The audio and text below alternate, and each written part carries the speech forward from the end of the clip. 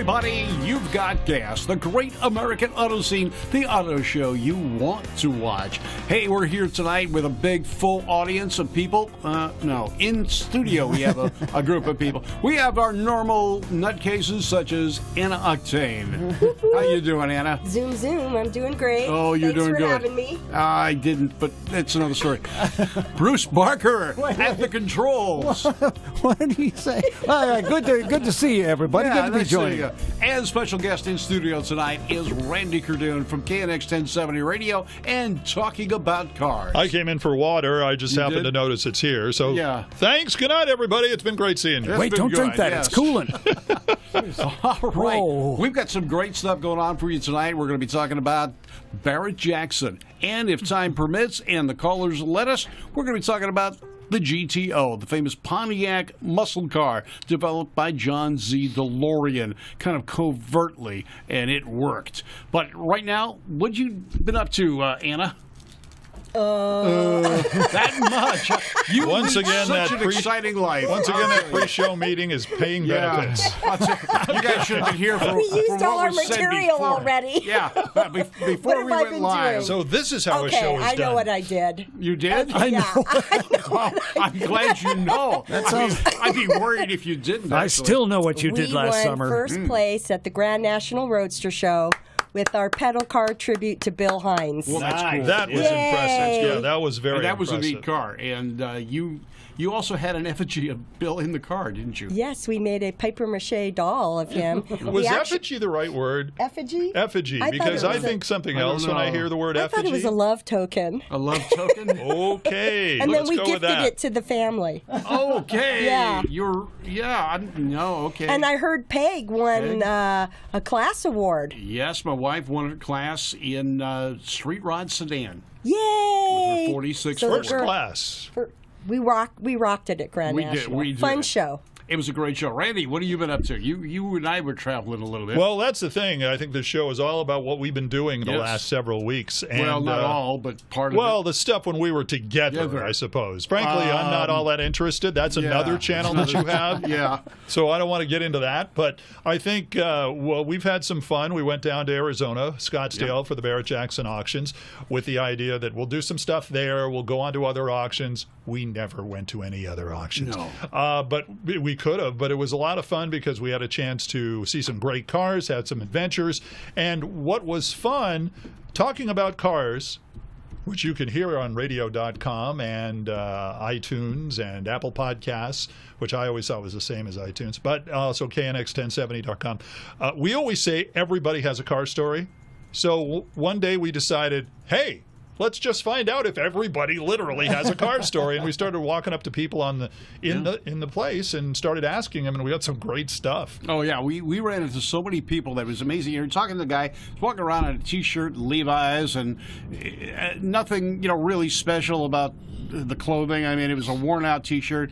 So, sir, how many cars do you have? Well, I got 35 in this one garage. And we live in Nebraska. Yeah. And I guess the most interesting story we had about the whole weekend was the first person we interviewed. Now, this guy comes up. We're not going to mention any names because we forgot it.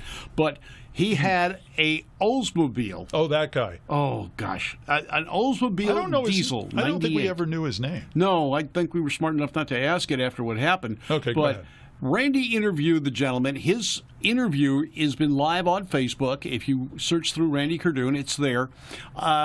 He had an Oldsmobile 98 four-door sedan, diesel-powered. He was the original owner, had all the documentation. Circa about 1978, 79. Yeah, something like that.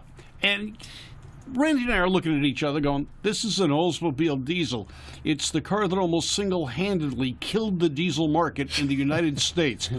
Well, this car, I mean, it was immaculate. He brought it in from Nebraska. It was really clean. It was. It was. It's the first car across the block. We asked him what he was going to do. He told Randy he's expecting about $20,000, but depending on how much he sells it for, will predicate what he goes to buy next. Exactly. And so we're thinking, okay, 20 grand. That seems a little high, but maybe not. Yeah. Maybe not. So we go in to watch the action. That's it. We get there, and he's the second car up, but the first car actually to be sold. I think the first car actually up on the ramp was some sort of other vehicle that they were showcasing. Yeah, that was that funny little driving boat of sorts. Yeah. Well, you're not talking about the Aqua car. I don't think that was it. But it was something. It was a vehicle, and so. But this was the actual first car to go up there for that day, right. And we're watching it, and it's kind of like the expression on our face was watching when you drive on the freeway, and there's an accident, and the look on your face, like, oh, I've got to see this. Don't look, don't look, don't look. Oh my God, I've looked. Yeah, we watched the Titanic, basically. Basically. $2,000. Went for $2,000. Oh my! Gavel price, $2,000. So you figure his seller's fee, his shipping charge from Nebraska.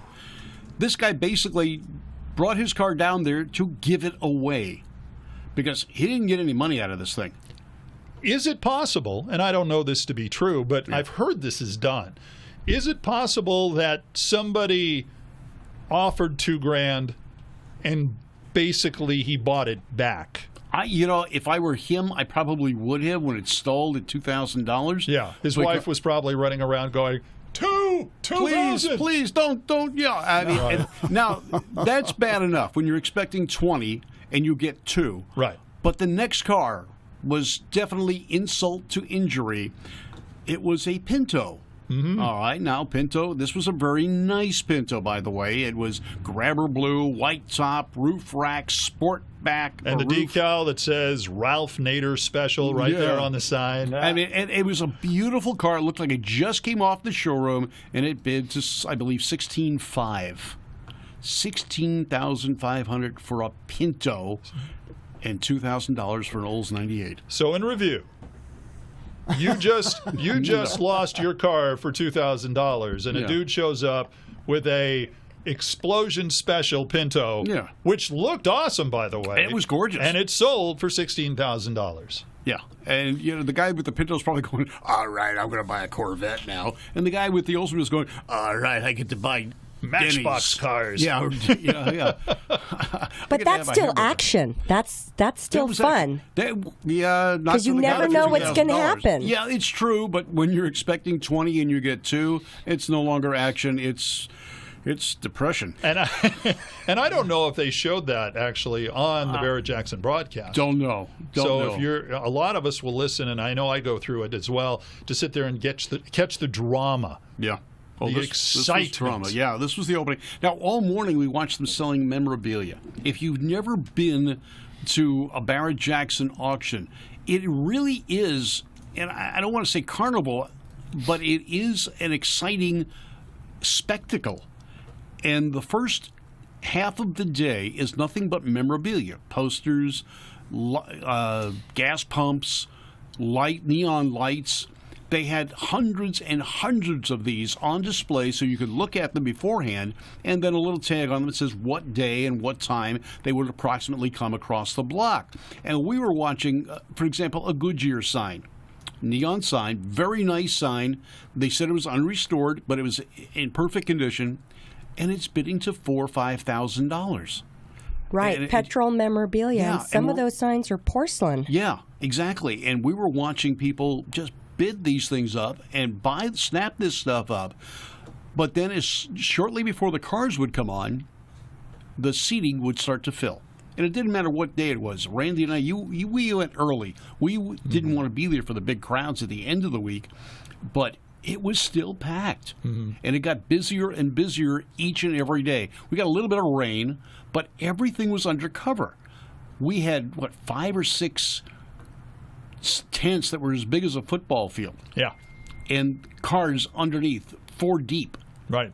And there were some of them that were just amazing, and some of them that were just, wow, I haven't seen one of those type things. We saw a number of very collectible Mopars. Yeah, there were some very nice cars there, some customs. Yeah. Some cars and this is what I look for, is cars you never see. Yeah. Like 60s Mercuries or 50s vehicles like that. The cars that, sure, there's a lot of Fords, there's a lot of Mustangs, there's your Camaros, there's a lot of stuff you see at just about every place. And they're usually for going for either a really good price or a very large price. Yeah. So the question is, okay, what about other stuff there? And from time to time, you have some really neat stuff that's out there. The question is, of course, if you find what you're looking for. Yes. And that's always kind of a neat thing. And, one of the things that we looked at the night before, we were watching the news, and there was a reporter from the local news station that talked about this lady who was interested in buying her old Mercury back, 66, 67. 67, I believe. And as we were walking up that first day, we came across a 67 Monterey, but it was a convertible. Now, they aired that on the local TV station out Yeah. there, and I don't mean to get nitpicky, but one of the things you learn, and I used to do weekends at Fox Channel 11 here in Los Angeles doing sports, is the video usually has to match what you say. Yeah, exactly. That's the idea. Yeah. So the TV station in Phoenix was actually showing it, and they had the lady talking about the car. And what they were showing over it was not a 1967 Mercury, No. but a Ferrari. Yeah, I mean, Now, just in case you don't remember that far Yeah. when Mercuries existed, Yeah. I don't remember any Mercury looking like a Ferrari ever. even today. No. Well, no, there aren't any it doesn't today. exist today. Yeah, it doesn't but exist. But even if it did, the most exciting Mercury didn't look like a Ferrari. But if you could get a Ferrari at a Mercury price, that would be exciting. bingo. And there was the problem. But I don't think that's the one she was talking about. I think any Ferrari that showed there definitely got good money. The further along you got into the show, the higher the values got on the cars. And they started out with the lower value cars. The Pinto was a real surprise. The first day, I think the highest bidded car was $125 or $150.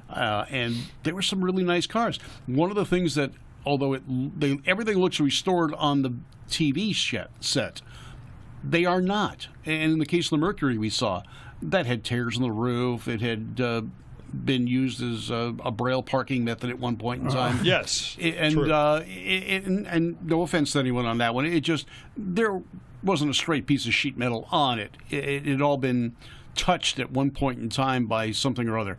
But one of the things, we've got a lot of stories that we're going to tell about it, but we got Howie Schneider from New York on the phone with us right now. New York. How's it going, Howie? Hello there, Bob. How are you? We're doing great. How's the snow? The snow? Well, hey, it's snow, and it's ice, and it's wet snow. Yeah. But not that much. It's no blizzard, but here in Long Island they kind of exaggerate it. But it's a good safety thing to be safe and drive slower, but some people don't. But, I remember my days in New York. I'm a Brooklyn kid. We're from Farmingdale. What's that, Utah? Farmingville? Well, I'm from West Babylon, but Okay. I'm also on a local college station, 90.3, called Motormouth Radio. I'm known as Howie the Big Man, and I usually take care of, I go to shows and I call in, and sometimes I go on the radio station and discuss, all the Long Island car shows that happen. So what's going on? A lot of things going on. We have February 23rd, a President's Council meeting, and what that means is the presidents and vice presidents and board members from each of the car clubs get together and try to hammer out a reasonable schedule. Sometimes things can be changed, sometimes they can't. That's happening on the 23rd. The 24th, you might know this man. He's kind of globally known, Howard Kroplik. He has Howard Kroplik? Yes. Wow. I'll be meeting him on the 24th in Rosalind. He's having an open house and showing off the Tucker that he recently restored. I think it's number 1044. Very nice. Yeah, it's one of the latter ones. And I had a discussion with him at Old Westbury Gardens when the Tucker was brown, and he bought it that way. And, he's talking, do you think I need a restoration? I said, no, man, as is, it looks very good. And usually, Howard, he cannot leave it alone. So he had Tucker experts and body experts and engine experts, and he went to Pebble Beach with it, I think, recently, and won a first place trophy on it. Did he drive it there, or did he? No, seriously. Did he drive it there? Yeah. No, he probably had it. Trailered. He had it trailered, there. One thing about Pebble Beach, though, from New York to California, I don't think the Tucker's going to drive. Oh, yeah, touche well, on but, that. if it did win, he had to drive across Right. the block when they present the trophy. That's why I mentioned it. Yes. Yeah. Yes, he drives across the block, but not across the country. No. Well, That would be even quite a a real unrestored Tucker is going for about $1.5 million right now. So if That's he correct. restored it, it could go up to $3 million. Or the most valuable Tucker is Preston Tucker's Tucker. It's car number 30. That's a $6 million car. Wow. Does a man go He needs to bring that Tucker to my house. Okay. to your house? Yeah. So at Bob's Big Boy Yeah. here in Southern California, Right. there was a Tucker Okay. that had a 1963 Mercury instrument Yes. panel, and it had louvered. Okay. Not louvers. What am Yeah, I it has thinking of? Yeah, louvers louvers in the front of it. in the hood. Yeah. Now that car, that's an interesting car because that's a well-documented vehicle. A gentleman bought a number of Tuckers when they had the sellout of company assets. And he bought them. That one he gave to his daughter. She couldn't drive a manual transmission. It's set on a Mercury chassis. Oh. Now that car, But that's not a true Tucker. the body is, and the car has been restored back to a Tucker. Now I had to inspect the car when I was with one of the insurance companies and do an appraisal on the vehicle. The vehicle, last we saw it, and I didn't see it there. I just saw photographs of it. It was in Canada at one of the auction houses repair shop, and they were bringing it back to stock. And they'd found a number of the correct pieces for it, the Like the engine and so dash? forth, the dashboard, the Yeah, engine and that so would forth. be- I mean, the Tucker guys are anal about that stuff. And they found the pieces to restore that back to stock. They had to fill the louvers in, but it was a Mercury dash. It was a Mercury big block, an FE motor on a Mercury chassis, so his daughter could drive the car. And I had to appraise the car. He had bought it. He had just bought it on Barrett Jackson or Meekum, and he paid $500,000 for it, and wanted us to insure it for $1 million. At the time, this was 9 years ago. At the time, a stock restored Tucker was $1 million. So here's half a Tucker, and he wanted $1 million. Half a Tucker.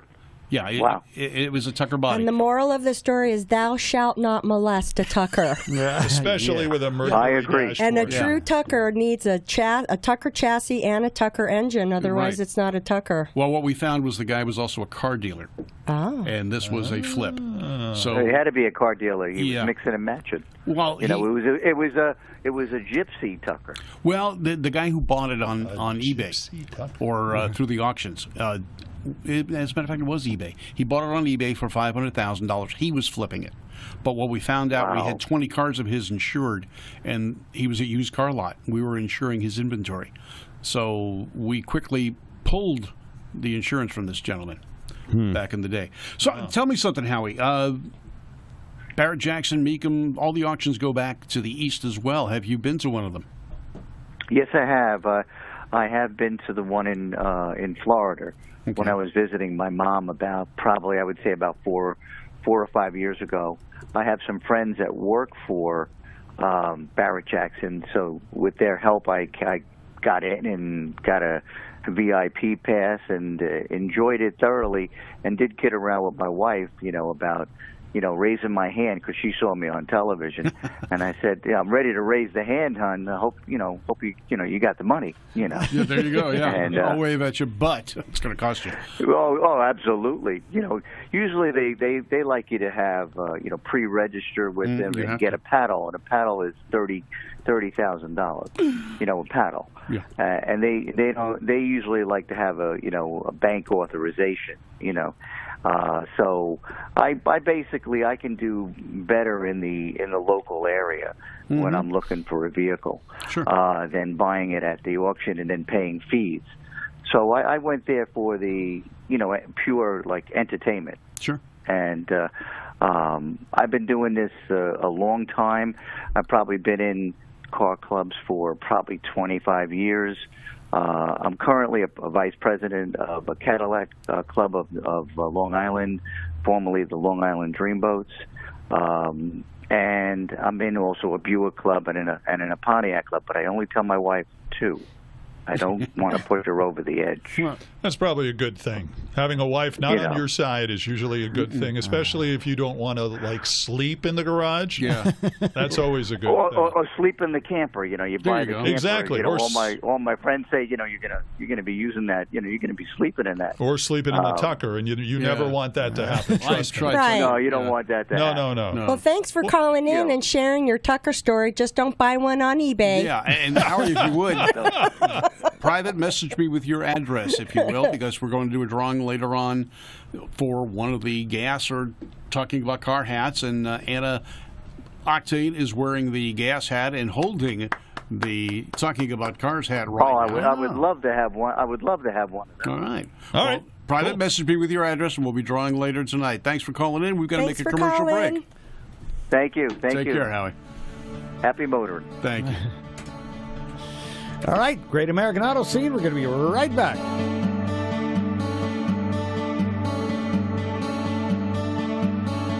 This year, the 60-horsepower engine is equipped with the same quality type semi-centrifugal clutch as the 85. For 1942, the 60 has an improved crankshaft. The main bearings are longer, and the pin bearings are larger in diameter, both resulting in a sturdier, more rugged shaft, longer bearing life, and smoother engine operation. And this year, the 60-horsepower engine is on a par with the 85 for accessibility. The low grill, low wide radiator, and the mounting of the fan on the crankshaft give more room for mechanics to work.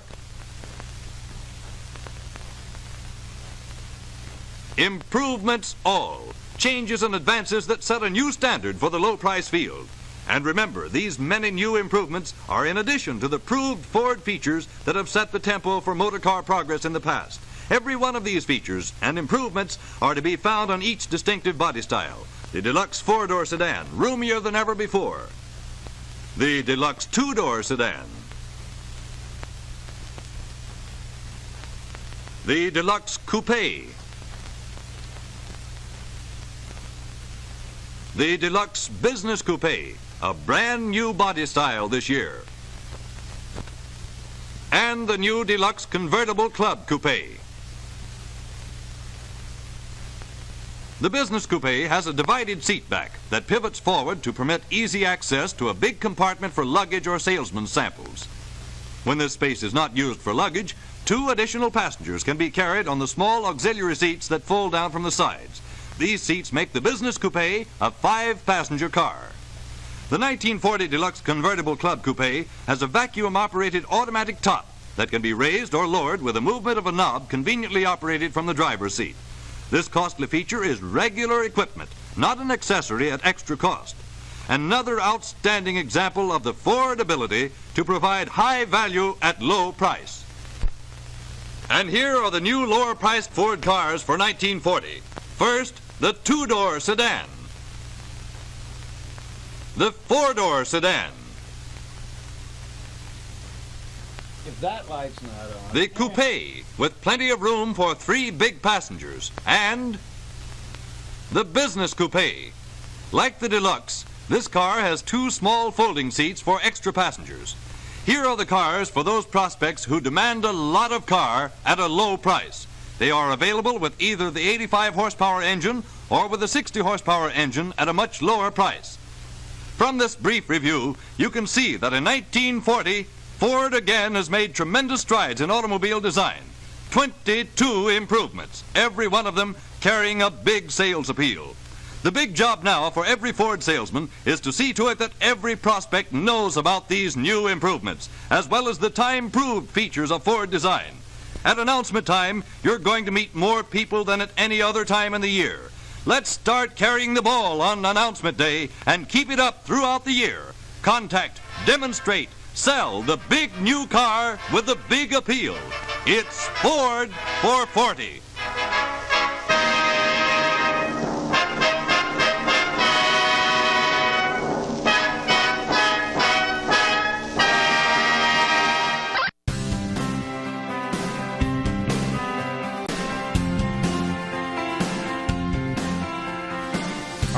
Welcome back, everybody. I'm just We're checking here my in the lab. coupe You're checking right your now just to coupe? make sure it's Oh, on. yes. Thank heavens I have that, double-sided tape. Well, it makes sure you don't have a flat head. Yeah, well, Yeah. that's Anyway. not the first time I've been accused of that. All right, if you'd like to talk to us about your experience at a Barrett-Jackson auction or one of the others, give us a call, 800-809-0802. That's an interesting, by the way, I wanted to poke this in, the Yes. story early on in the show about the diesel Oldsmobile. And Yes. I guess that would be, you get $2,000 for your car. There was no reserve on that car, right? No, It's just absolutely no, not at a Barrett-Jackson. No. Okay. They occasionally Yeah, but it's will very do it, but rare. it's very rare when a Barrett-Jackson has Yeah, something like that. that- It's interesting because we talked to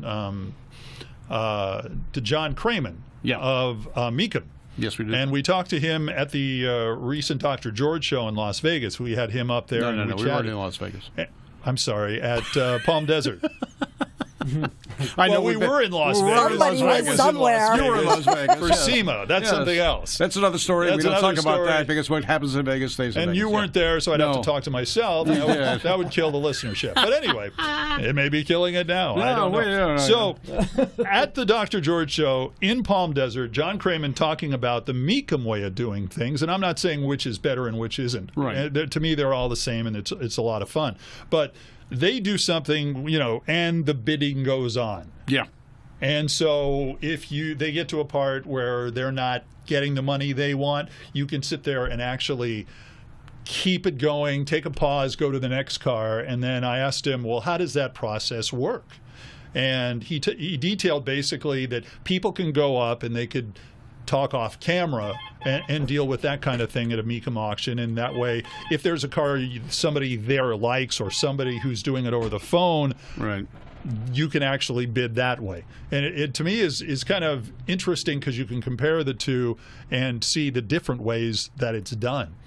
Whereas Barrett-Jackson, once you sell it, boom, for the most part, it's sold. It's gone. Yeah. And the other thing I noticed, I was watching the Gooding auction today on TV from back east, and it was one where the Wayne Carini was taking a car to, and he was real disappointed. But it was the difference being when we went to Barrett-Jackson, the caller or the auctioneer is hitting you hard, and he's talking a mile a minute. Isn't he British? Must be. And he is just talking, they're talking at you, and they're trying to get you excited about the bidding.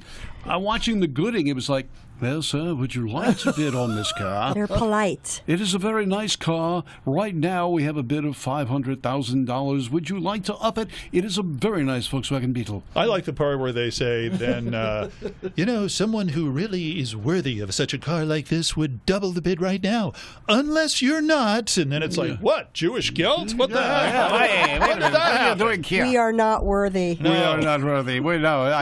I couldn't even bid on that Pinto at Barrett-Jackson. I'll tell you. The Oldsmobile was more in my price range, but that's another story altogether. Jeeves, another cup holder, please. It's interesting. More You can Grey spend Poupon. as much on the petrol memorabilia as you can on the cars. Well, yeah, and that's what we saw. One of the things that Randy saw that Why did he laugh really like wanted that? Yes. was the DeSoto couch. Oh, yes, because, and if my wife's watching, she'll understand and She know, is. because I've told her already, that I was looking at the possibility of buying a 1957 DeSoto Fireflight hardtop, I believe.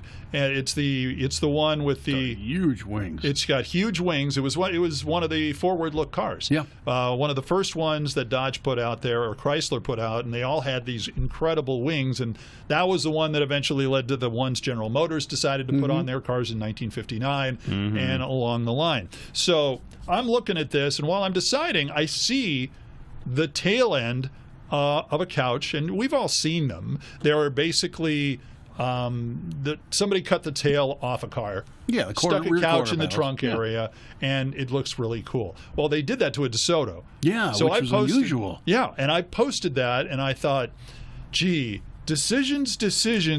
Do I go for the 57 DeSoto automobile or the 57 DeSoto couch? And her response was?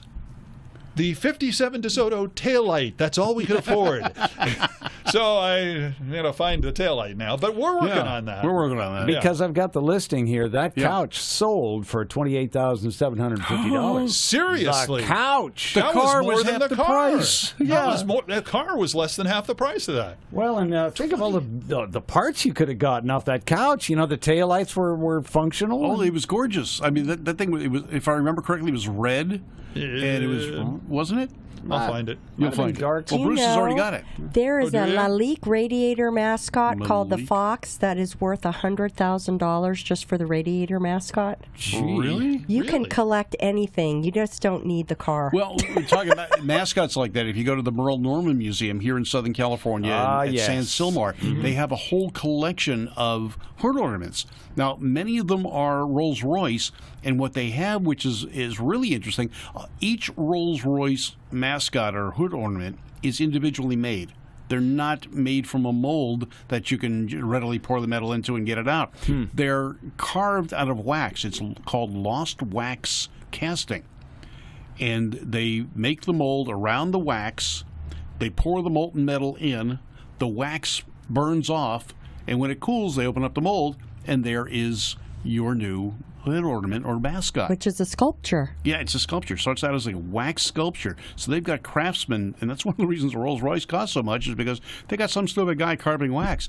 But And melting it off. and melting it off. It's a waste. You just One spent at a time? days. Yeah, one at a time. One at a One at How a time. much would that cost to insure, Mr. Insurance Guy? Oh gosh, I don't know, beyond a lot, lot. more. A lot more than the car after about 30 years. Yeah. Yeah, I mean, I remember having to inspect a Rolls-Royce. I forget which model it was, Corniche, I believe it was, and it was $10,000. And I'm going, gee, $10,000, and I could have a Rolls-Royce. The brake job is $5,000. I mean, the whole car. The reason why they dropped, some of them would drop in value like that, was because the cost of maintenance and ownership. So why wouldn't a Ferrari have that same It experience? Is that right? It does, but the difference is it's a Ferrari. Oh, it's not a sedan. So the Ferrari has a racing history. When was the last time you saw a racing Rolls? Although they did at one point in time with the Bentleys and the Rolls, they did have, they used, for one thing, in the early days, Rolls-Royce did not build the bodies. They only built the chassis with an engine. Coach builders built the bodies. So you had some, and we've But seen Jay Leno. 1920s, right? Yeah, In the 20s, 30s, up 1920s. until the 40s. And they even had a U.S. operation where the chassis was shipped over and the cars were built here in the U.S. for Yes. U.S. consumption, the left-hand drive Rolls-Royces. Occasionally, we're in the Southern California area, and we have a restaurant called Bob's Big Boy. And it's a hamburger place. Every Friday night, it's got a cruise night. Similar to like a lot of places. Bob's Big Boys around Yeah. the country, yeah. And Jay Leno occasionally would come in there after he'd shoot his TV show. And a couple of times he came in with a blower Bentley, but not the one with the body, just the chassis, engine, and two seats. And Is a that cowl. legal? Is that street legal? Well, it had It's lights. Jay Leno. It Would doesn't you matter. pull Jay Leno over? I mean, It had come on. lights. It had lights. seat. It had He's got a seats. Doosan Okay. Didn't like need that. seat belts, and he'd drive it into Bob's Okay. Big Boy on the cruise night, and it was just the coolest thing to see. So, Do you know that see-through- Jay got the first 2018 Ford GT? Yes, and he's got the first of the previous edition as well. He got them both. That's because he And, does good PR Remember for the auto commercial? companies. Yeah, good. Remember the commercial? It might have even been a Super Bowl commercial where Jerry Seinfeld, and all these other people are trying to compete for the number one car of a certain make. It may have very well been the Ford GT. May have been. And I think it was Seinfeld and somebody else going back and forth, and then Jay swoops in and takes it and runs away. With his, ha-ha, that perfect laugh. That was a funny commercial. All right, you've got GAAS, the Great American Auto Scene, going on right now. We're not showing commercials, We're not but showing we're commercials telling you right now, about but we're them. telling you about them. And if you want, call in 800-809-0802 and talk to us about your experiences with Barrett Jackson. And we're going to take a commercial break in just a few moments and come back, and we're going to talk about one of the most popular muscle cars of all time, the GTO. Gas, tires, and oil. Little GTO. Who did that song? I'm waiting for you to fade out. Yeah. Because after that, I don't know. What does GTO Yeah. stand for? Gas, Tires, and oil. Yes. Actually, no. It's Gran Turismo Oblongata. Yeah, Gesundheit. No. Yeah, no, I think It it's is, actually. omologato. Omologato? Well, Obbligato? they stole it from Ferrari, licensed it. My but stole Italian it ain't so from very Ferrari. well. Yeah, obbligato. What is obbligato though? Because omologato is a Italian pasta, for I believe. homologation for Yeah. It's a pasta, I believe. Gran Turismo pasta. tortellini. Yes. Didn't we once do that on Facebook? And, Gran Turismo, yeah. what he said. Oh, my okay. God. Are we still live? Yes, we are. Okay, I just wanted Believe it or else. We're not watching. Between you, me, and the wall, here's a little secret Here's as to a what's secret. going on here. Yeah. We aren't looking at any monitors. No, we're not. Because we found that when we were doing the show, at least Yeah. when I guested on the show, we were staring at the monitors too much, like I'm doing right Right now. now, yeah. The camera. So we decided to keep the flow going, treat it like a radio interview. Right. And we're doing so- kind of radio format tonight. Right. We're not looking at the monitors. No. Do not try to adjust the horizontal. Do not try and adjust the vertical. There's actually 4 blondes on this show tonight. Oh, man. That's why this is happening. Yes, and Oh, there they are. one of us is naturally blind. Well, I know it looks great. You're chrome. I'm chrome. Yeah, I'm chrome. I'm a car guy. It's chrome. Okay. Hi, Bruce. Do we have another commercial insert in here? Sure we do. So we stop insulting people? And just in time. Especially ourselves. Oh, yeah.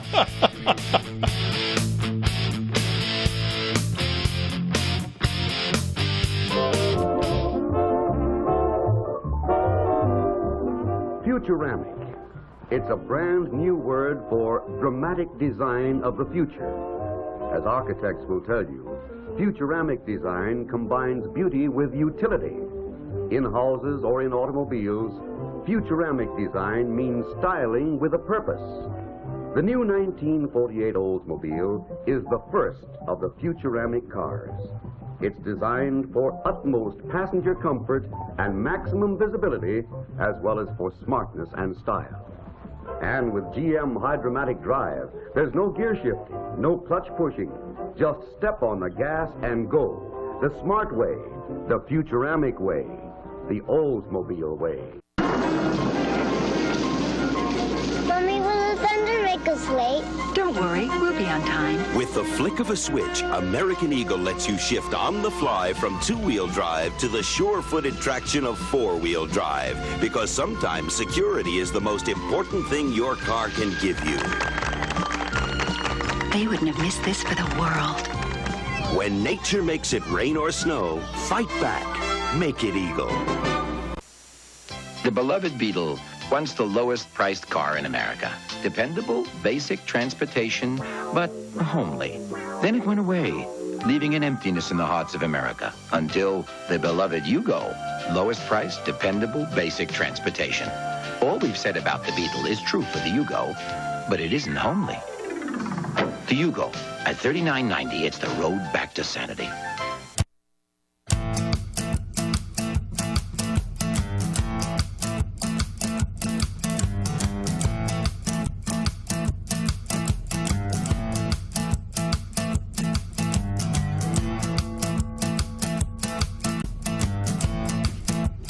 Hello. Welcome back to our car party here at the Great American Auto Show Scene. You're Yes. making a scene again. Now. See, Bob, you'll have to Yeah. excuse Bob because Bob I am, was actually you know what's watching the our best show. thing about being the only girl in studio? I get to look at 3 handsome men for an hour. Where? Sweet tart. Oh, man. Where'd they go? Wow. I have the best gig in town. I just sit here and look at boys all night. All right, I'm Hotrod Bob. You've got Gas, the Great American Auto Scene with Bruce Barker, Anna Octane, and special guest in studio tonight, Randy Kerdoon from Talking About Cars. Yeah. And this segment, this time, we're going to go into the GTO, the Pontiac, that kind of set the stage for kind of mid-range muscle cars. The Pontiac GTO was not a cheap car. It was the middle model line from Generous Motors. Well, keep in mind as well that back when it came out in 1964, it was an option, number one. Yeah. Number two, at the time, the Le Mans was really the cheapest Pontiac you could get. It was the smallest body style. On the Tempest, yeah. Right, on the Tempest, and they would basically, crowbar, shoehorn, whatever you want to use, to put in a very large engine into the Pontiac at the time, and that really is just a simple matter of a lot of power a light body, Right. and you would get some serious performance. And that begat, for Pontiac at least, you would suddenly start seeing the high performance part of Pontiac really coming in. You would see everything from the 2+2 Pontiac big body vehicles. You would see the GTO, my personal favorite. I love the 65. Yeah. I think the stacked headlights. Yes. That's a gorgeous car. Yeah. I like the 68. I think that was really neat. Even to an extent, the 70 was really nice. 69, okay. And it's odd because they use the same body on that. And, of course, that continued on until, 74, when they basically put the GTO nameplate back on the Ventura. Yeah, well, But it didn't have a big engine or anything. No, and the Ventura was just a model variation of a Chevy Nova. Right. Yeah, and the first one, like you're saying, it was a trim option in 1964 through 1966. It was a Le Mans. If you look at the VIN number, it does not tell you it's a GTO. Without that 389, or I think in 66 it went to a 400. So 65, it's not a GTO. 65 wasn't an actual GTO? No, it was still Le Mans with the GTO package. And the GTO package was the 389. A Le Mans had the same body pieces, same trim, other than the word GTO and the hood scoop. The grills were a little bit different, little trim difference, but it was a Le Mans. So if you get someone who's trying to sell you what they're saying is a GTO, and it does not have a 389 in it in the early years, it's not a GTO. And I had a discussion with a gentleman that had a 65. He put a 468 Chevrolet engine in. He could no longer prove that it's a GTO. Copies of that editorial are available. Yeah, but it was Le Mans, and the VIN number will say Le Mans. Okay. It will not say GTO. GTO is a trim option. I believe it was 1967, if I remember correctly, when it became an actual standalone model. So when you ordered a GTO, you got a GTO. But what DeLorean got going with Pontiac is they one-upped every other Generous Motors division. They had a 389. GM had a limit of 400 cubic inches in that body style class. Chevy still had a 327, was the biggest you could get in 64. Oldsmobile had a 330-inch engine, and Buick had a similar 330. So the GTO is the only one with a big motor. Although the Chevy 327 L79 had the horsepower, it wasn't a big block. So how would you then prove that your Le Mans is, back when they were first out, that you really had a GTO? Have the build sheet along with it? I mean, if you found the build sheet, you'd have to go through some documentation checks, but it's got to have the 389 motor. Okay. Without the 389, it's a Le Mans. But a Le Mans could have the 389 motor. No. So, okay, so only the GTO got the 389. And the block of the 389 looks the same and is dimensionally, externally, the same as the 326. How much are those worth now? It depends on the model. I know of someone that has one $40,000 for a nice convertible. All right, so if they're selling you one at Barrett-Jackson for $2,000, that's not a good thing. No, run. Especially if you're the one trying to sell it. Yeah. Not a good thing. And that was the bottom half's of mercury. Yeah, that's it. And that was one of the things that they had at Barrett-Jackson is they verified the VINs. They got into a situation, and I don't know if it was Barrett-Jackson, but some of the other auction companies, is they took for granted what the owners said it was. And I had a situation. Get dicey. It could. I had a situation where I had to validate a car, and the guy said I got an SS450 Ford Chevelle. When I checked the VIN number, it was a base model 307. So he had bought it at an auction. He had paid big block price for it. It wasn't a big block. It wasn't even an SS.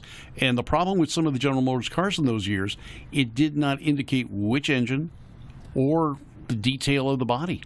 And Camaros are that way. A lot of guys make Z28s or SSs or RSs. And there are some codes that come out of the Norwood plant. But if you get a car out of the Van Nuys plant, it could be a 6-cylinder car. Wow. Because the VIN number does not indicate. It only indicates V8 or 6-cylinder. It does not indicate whether it was an SS or an RS. It doesn't give you any of the option codes. Chrysler was much better at that. They had a data plate on the inner fender. It had every option code that was on that vehicle. So you could positively identify a Chrysler product, but General Motors was real lax in that. But the GTO, John Z. DeLorean had it right. It was hard. It was a hard sell to upper management, but the Pontiac was an instant success for Pontiac and started a whole craze. Chevrolet didn't catch up with a big motor until late 1965, and it was the 396. There were about 200 of those built. The 4.2 in 65 went to a 400 cubic inch motor, as did the Buick and the Oldsmobile. But they spent a year catching up with GTO and the Pontiac division. Just to talk about what we had mentioned a couple of minutes ago that you mentioned, indeed, GTO became a separate make in 1966, which was surprising to me because I thought by 65 they had already done that, but apparently not. So, if you're listening and you have a GTO, what do you think about it? And call us and give it to us for free. Thank you. Not sure that's we're all going to take turns joyriding that car. Funny, I just got whiplash. I don't know where that actually went from there. Call us in at 800-809-0802 and talk about your GTO or your GTO experiences. And I've got a friend that we chatted a little bit before the show about his GTO experiences. He had a Judge, which was a special edition GTO. Here come the Judge. And he had that in college and sold that during the gas crunch. Got himself a red, white, and blue 1976 special edition Nova. Okay. 6-cylinder. We've never let him live that down. Does he still have it? No, he doesn't. He's trying to sell it at Barrett Jackson. He's trying to sell at Barrett Jackson for GTO pricing. He was thrilled with $2,000. I kind of shamed him into at our 40th. Well, we're close in age, and at his 40th birthday, I said, "Ain't you the guy that owned that GTO that used to straight race and this?" He went out and bought a GTO convertible, and he has it now. Oh, wonderful. As a matter of fact, he's got two. He's got a late model, one of the Australian GTO coupes, and he's got his 1969 convertible, 4-speed 400. I'm curious if you're listening or watching this and you actually have one of the Australian GTOs. Yeah. And I'm curious, when you bought it, did you feel that you had a classic GTO, like a modern version of a classic GTO? Because I've kind of heard it go both ways as far as people buying it and saying, "Oh, this is just makes me feel like I'm driving a newer version of a '68 or something like that," versus people who just bought it and say, "Hey, it's a cool car." I drove one when they first came out, and it was a whole different experience. First off, it stopped. It turned. Yeah. The air conditioning worked. The radio worked. It got gas mileage. Not you could fun. pass a gas station. Not fun. Now the GTO is gas, tires, and Octane. There you go. Yeah, you changed it. I like it. All right. Well, the goes Ladder, back in the family is what you're saying. That's what it is. Yeah. The Ladder GTO, an Australian-built car, same chassis used on the Camaro, the CTS Cadillac, and it was an excellent chassis. General Motors from the U.S. had to go to Australia to get that, and they brought the cars up and rebadged them GTOs here. It was the Holden Monaro in Australia. What could the General Motors have done to the Monaro when they brought it over here to make it sell better? Is it a cosmetic thing? Should they have put a few more Pontiac-looking shell on it or something like that? Or should they have done something different on the original frame and that type of situation? 400 cubic inch engine. Oh, it had an LS. I was going to say, it had an LS. That wasn't half bad. It had some horsepower. But I think when they first brought the Monaro up as a GTO, they missed certain styling cues. And it's because of the age of the people at General Motors. They didn't remember what they were trying to emulate. There was no hood tack. There were no hood scoops. And there was no dual exhaust. I don't want it. That's the end of that. Well, it only took them a year to figure that out. And the following year, the second year of the GTO in the U.S., they did that. Now, on that same chassis, the whiz kids at General Motors, this is, again, an age group issue, didn't know the heritage of what they were talking about. And they were going to bring back the pickup truck version, the Ute in Australia, and try and sell it as an El Camino through Pontiac dealers. They weren't even going to give it to Chevrolet. Wow, that's just mixing. Well, and they could have capitalized on that chassis by selling it as a Chevelle as well with different grille and bumpers. Badge engineering, just like they did in the 70s. In a lot of cases, some of the body parts were interchangeable between GTOs, Oldsmobiles, and Chevrolets. But they didn't. They didn't understand the heritage. I do think, had they gone cosmetically a completely different direction, that could have changed that GTO totally. I think so too, and I think they really missed out on that opportunity. And who knows where Pontiac would be right now. And I brought this up with John Craman at the Dr. George show. Is let's be real here. Which would you rather see still exist, the Pontiac or the Buick? We know why the Buick's here. And that's because of China, and that's the fact that it's so popular there. It's really integrated well in that culture. But if they kept Pontiac and decided to jettison Buick, would General Motors be in a better shape? We were talking about that with John because we were both interviewing him down at the Dr. George show, and hats off to the guys down there that the Palm Springs Cruising Association put on an excellent show this past weekend. Over 1,000 cars. They were estimating $60,000 to $70,000 for the Dr. George Cancer Foundation, which was great. But we talked to John about that, and his opinion is the same as ours. Dump the Buick. Pontiac was on a growth spurt at that point in time because they had the GTO, the G8 sedan based on the same chassis, just the longer wheelbase. Even the Solstice. I mean, it was getting better reviews. Was cool. Saturn had the Sky that came soon after that, and that was an up-and-coming vehicle. Up-and-coming vehicle, a direct competitor for the Miata at the same price range with more horsepower and more luxurious feel. But they dumped Pontiac. And I think it's the heritage aspect that the people in charge of General Motors right now don't have the automotive heritage or history knowledge to know why things succeeded and didn't succeed and where they were. Oldsmobile, they dumped early on. That was the oldest marquee in the General Motors portfolio. Pontiac had come along after as a upgrade of Oakland, and it stuck, and it was one of the leading sellers. When you wanted high performance and you wanted a little bit of upscale car, you went to Pontiac. You wanted more upscale, you went to Oldsmobile or Buick. And I think one of the problems we had in the States with Buick is when they did have high-performance cars, a 70-year-old does not go in to buy it. And when you have a 20 or 30-year-old coming into a Buick or Oldsmobile dealer, the salespeople didn't know what to do with them. Right. So that went away, right, Anna? I'm still stuck on GTO. Hey!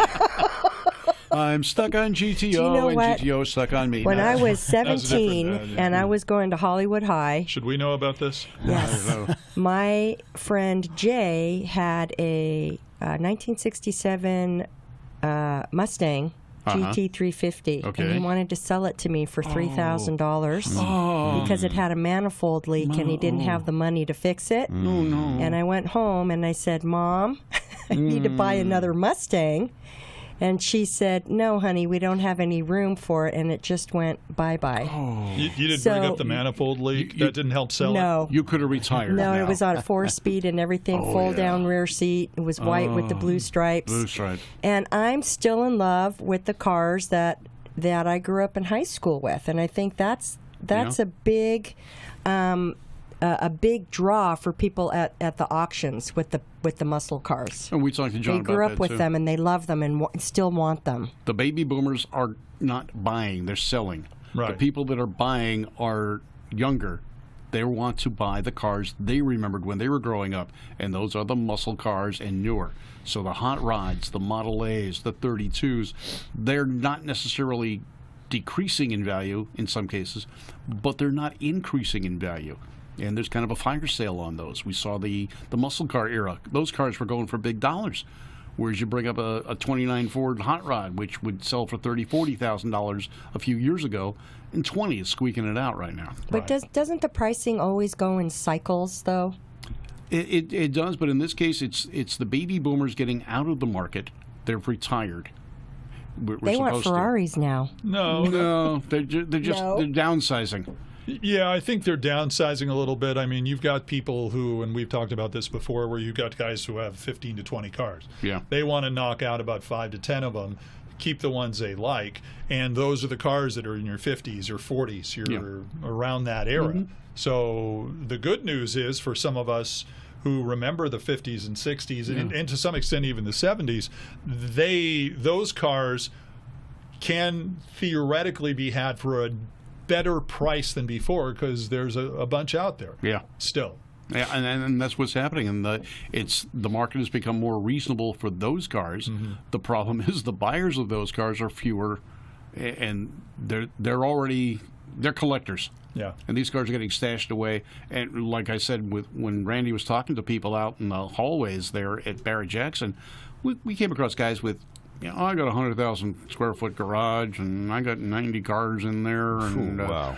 I think I'm going to add an addition on there, and we met a couple that they race. But are they doing that for investment or because they truly love the car? They want them. They have the money. They're going to buy them. And you never want to buy a car really as an investment. No. Unless it's something that's going to really go up. Because most of the cars, let's face it, most of these really cool cars that we see on the streets that we really like is your first car. Is your girlfriend's car, is your uncle's car that he had, and he had two of them, and you want everything that your parents had, or something along those lines, because that's where your memories are. Yeah, and that's where they were going. And that's where people get them. And that's the best way, because you can get them at a decent price, and you don't overspend on them. Some do, but for the most part, you don't have to. Well, and for if you're really trying to strip it down, a lot of times people maybe want to drive a collector car, and there's a certain age at which a collector car isn't really a viable piece of transportation on the super highways of today. Right. Just about every car I own is not a viable. Except for on Saturdays and Sundays. I'll tell you what. With some of the cars we have to have shares in Standard Oil. Yeah, you're right. Yeah. And that stuff that you pour on your garage floor to clean what's that stuff? Garage cleaner, oil, grease sweep or whatever, degreaser or something like that. Yeah. My car's a controlled leak. But it still wins awards. No, but Pegs does. Okay, that's not right. mine. Do you allow her to park in the garage? I mean, is she parking in the garage? She's in the garage, yes. We have her car at the house in the garage right alongside her everyday car. My everyday car goes outside. Of course, her everyday car, and, we talk about collector cars and dropping value. Corvettes right now are soft. The market on a C4, C5 is really soft. The solid axle cars are not escalating unless they're resto mods, and that's what we saw at Barrett-Jackson. The resto mods were going 150,000, whereas the equivalent stock or restored was half that price. That is interesting, and you're talking a resto mod that's got modern drivetrain and stuff, so it's more comfortable to drive. Absolutely. You've got a 1962 Corvette with a C4, an 84 or later suspension. You can buy the whole suspension or the whole C4 for $3,000-$4,000. But you put that suspension on a tube chassis underneath a 62 Corvette, you now have a $120,000 to $150,000 car. How about that? You get the best of both worlds. Yeah, but going back to what I was saying, my wife's got a Corvette, and we got it really inexpensively because, for example, she sold her Ford Focus for enough to pay for the Corvette. Wow. But her Corvette's a convertible. Now, what most people know from the news, we're getting quite a bit of rain here. So I had to clean the garage out because she told me either install the soap dish or towel rack or open the garage up so I can get my car in there. That's a great story, Bob. Yeah. Hey, Randy, why don't you tell us what's next on Talking About Cars? Why don't you do that? Thank you very much. Coming up. Segway. Come win a hat. Coming up, as I notice we're running a little bit of time. Oh, that's right. We are coming up on Talking About Cars Thursday morning, 4:30 in the morning Pacific. 7:30 Eastern time, and don't ask me what it is in Saudi Arabia, but we will have Talking About Cars. Bogie Latiner joining us from All Girls Garage, and basically the vehicle she had, a 1957 Chevy pickup with a BMW engine called the Montage. Gorgeous machine. They unveiled the new car that they're going to be working on. The truck was worked on by 90 women. Yeah. Wow. And they're hoping to get as many for the next vehicle. It's on, go check it out on radio.com, knx1070.com, Apple Podcasts, iTunes, all the usual places you watch or listen to podcasts. So check that out. That's coming up next on Talking About Cars. All right, Anna, what's on your agenda for this weekend? Never mind. GTOs. GTOs. No, you can catch Anna at Peterson Automotive Museum. We have a 440 Oldsmobile in the vault. Do you? Yeah, A some beds. 440 Yeah, Oldsmobile. come to the Peterson and Come to have the a car Peterson. party with me. You can do that. Okay. Nice. I know I'm going to at the end of this month. I'll be there. You're going to be there. All right. Ladies and gentlemen, thanks for tuning in to GAAS, the Great American Auto Scene. We'll see you next time. Please tell your friends, like us on Facebook, like me on Facebook, Bob Beck, and GAAS, Great American Auto Scene, also talking about cars, and visit us whenever you can. Remember, talking about cars with Randy Kerdoon. Good night, everybody. Thanks for tuning in.